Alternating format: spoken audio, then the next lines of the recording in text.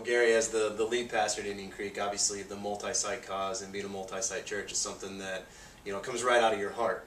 And so give us the latest and greatest news on, what's coming down the pipeline, next campus, and things like that for Indian Creek. Well, I'm glad to do that, Ben. I do want to say before we go there that the reason we want to multiply is because we want people to have an experience like we've had at Indian Creek in their neighborhood. So we want them to experience God's love.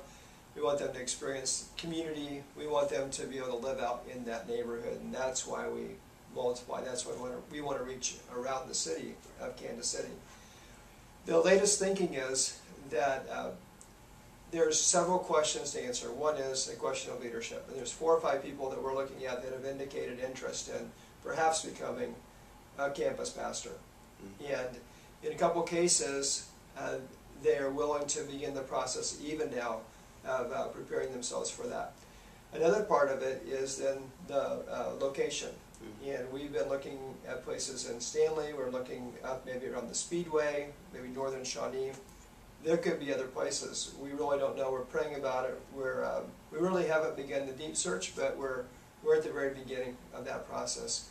As far as timing goes, we would want to establish a leader probably around Easter time where they've prayed through it and they've agreed, and then start building a core group around them into the summertime so that we could say commission that group in the fall to begin the work of living out in that community, working toward a launch of Easter in 2011. We would begin the funding next year, raising funds through this very multi-site cause that we're talking about.